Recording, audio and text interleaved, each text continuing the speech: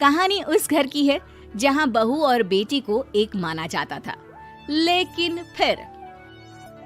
अरे शिखा बेटा, तू रसोई में क्यों घुसी रहती है? जा, रोटी मैं बना लूंगी। नहीं नहीं माँ जी, आप बैठिए, बस सारा खाना बन ही गया है। श्वेता को बोल देती हूँ, वो खाना लगा देगी सबका। सॉरी भाभी, मेरे पास वक्त नहीं है। माँ, मुझे पैसे देना, पार्लर जाना है। हाँ हाँ चली जाना, भाभी को भी ले जाना।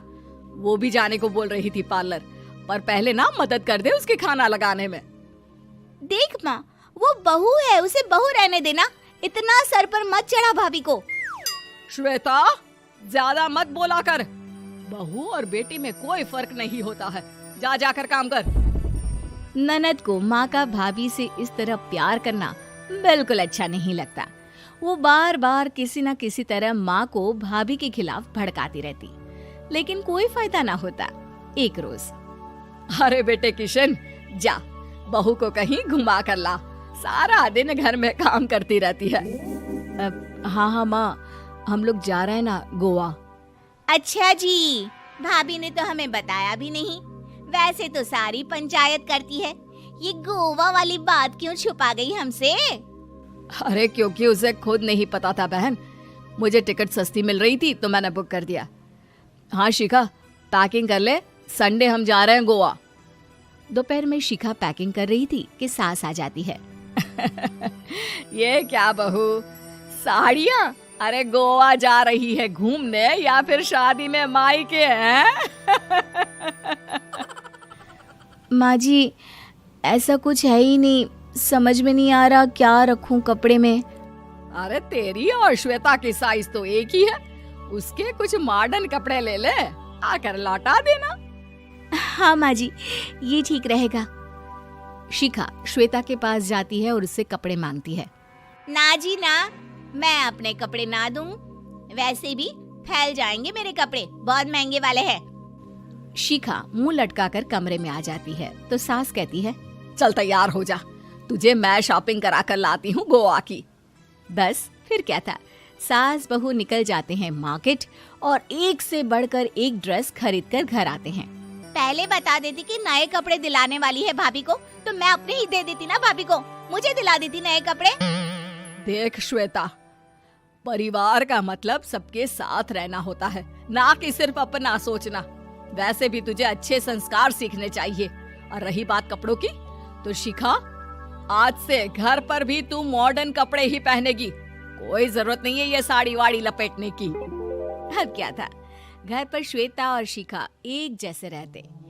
एक बार पड़ोसन आती है। अरे बेटा, अपनी माँ को तो बुलाना, जरा बात करनी है। शिखा सास को बताती है और रसोई में चली जाती है। ये आपकी बेटी बहुत बड़ी हो गई है, इसके लिए एक रिश्ता है, कहो तो बता दूं। ये बेटी नहीं बहू है, घर में सब एक जैसा ही रहता है। वैसे मेरी बेटी भी बड़ी हो गई है, कोई रिश्ता हो तो जरूर बताना। पड़ोसन रिश्ता लेकर उन लोगों के घर आती है। तब श्वेता की होने वाली सास कहती है, तो ये घर है, कितने मंजिल का है? और ये बहू ने आपकी क्या पहन रखा है, जीन्स टॉप? अरे भाई, साड़ी वाड़ी नहीं है क्या इसके पास? देखिए, सर्दी है तो साड़ी में बहू कैसे मैनेज करती, वैसे पहनती है साड़ी भी। देखिए, हम लोग ठहरे पैसे वाले लोग, कोई कमी नहीं है हम लोगों के पास पैसों की, बहुत पैसे हैं, जमीन, नौकर चाकर, कार, सब कुछ है, लेकिन घर में संस्कारी बहू चाहिए। समझ रही हैं ना आप? सास कुछ कहती कि श्वेता बोल पड़ती है, हाय रे, नौकर चाकर से लेकर जमीन, कार, पैसा, हाँ हाँ मुझे रिश्ता मंजूर है, मंजूर है मुझे।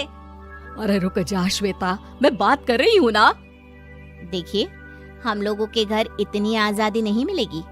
अरे हाँ कर देना माँ, हाँ कर दे जल्दी से। सास क्या करती, बेटी की शादी ऐसे घर में कर देती है जहाँ ना उनके विचार मिलते हैं और ना ही आचार। शादी के बाद एक रोज फोन पर, श्वेता बेटा, एक बार घर आ जा, बहुत दिल करता है तुझे देखने का। माँ, वो घर पर बहुत काम होता है, कैसे आऊँ? बड़ा घर है, लेकिन आने जाने वालों की लाइन ही लगी रहती है। बेटा, मैं तो जानती थी उस घर का हाल, लेकिन तू ही नहीं मान रही थी। माँ देख, हर घर का यही हाल है। तेरी बेटी को यहाँ घूंघट हटाने की परमिशन नहीं है और एक तरफ भाभी स्कर्ट पहनकर घूम रही है। बेटा, मुझे क्या पता था कि मेरी बेटी को ससुराल के नाम पर पिंजरा मिल जाएगा। अच्छा माँ, फोन रखती हूँ, सास को गर्मा गर्म रोटी खिलानी है।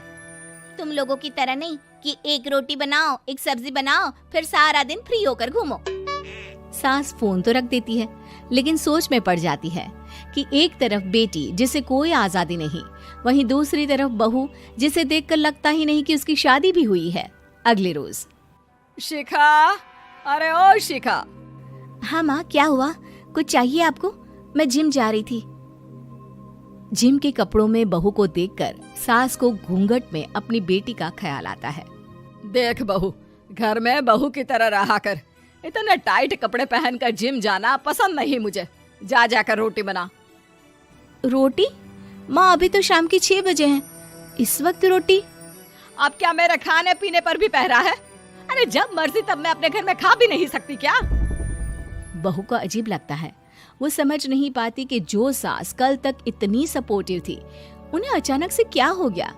वो किचन में जाती है, गरम रोटी के साथ 2 तरह की सब्जी, रायता, सलाद सब लेकर सास के पास आती है। माँ जी, खाना। इतना सारा खाना? राक्षस समझा है क्या मुझे? रोटी मांगी थी मैंने गर्मा गर्म बस। पर माँ जी, रोटी खाती किससे आप? सब्जी तो बनानी थी ना।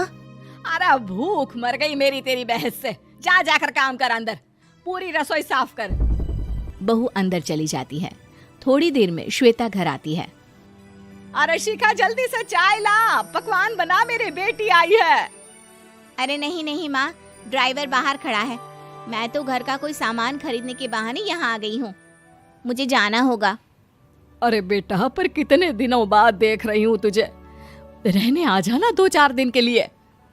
आ जाऊंगी माँ, जब मेरी सास मरेगी तब। मैं तो रोज मन्नत मानती हूँ कि मेरी सास मर जाए तो अच्छा है। अच्छा चल, जा रही हूँ माँ। हे भगवान, कैसे कैसे दिन देखने पड़ रहे हैं मेरी बेटी को। सास अंदर जाती है, जहाँ श्वेता की जिम वाली सहेली का फोन आया होता है। क्या बात है, आज जिम नहीं आई? अरे पता नहीं यार, आज माँ को क्या हो गया अचानक। पर खैर कोई नहीं, लगता नहीं कि मैं अब जिम आ पाऊंगी। शिखा स्पीकर पर बात कर रही थी, जिसे सास सुन रही थी। यार, ये सास ना होती ही ऐसी है। मैं तो कहती हूँ बुढ़िया जल्दी मरे और तू आराम से जिए। शिखा को सहेली की बात पर गुस्सा आ जाता है। माँ के मरने की कौन सा बच्चा दुआ मांगता है मोहिनी? आगे से ऐसी बात मेरे सामने मत करना। हमारे घर की शोभा ही माँ है। क्या हुआ जो थोड़ी शक्ति दिखा रही है? उसमें भी कोई ना कोई उनकी भलाई ही होगी। मैं तो कहती हूँ भगवान मेरे जैसी सास सबको दे, जो सिर्फ माँ की तरह है। सास वाली तो कोई बात ही नहीं है उनमें। सास ये बात सुन रही थी। उनकी आंख में आंसू आ जाते हैं कि क्यों वो बेटी की किस्मत में बहू को भी भागीदार बना रही थी। शिखा, अरे ओ शिखा, क्या हो गया? जिम नहीं जाना क्या? और कहानी के लिए लाइक एंड सब्सक्राइब नाउ।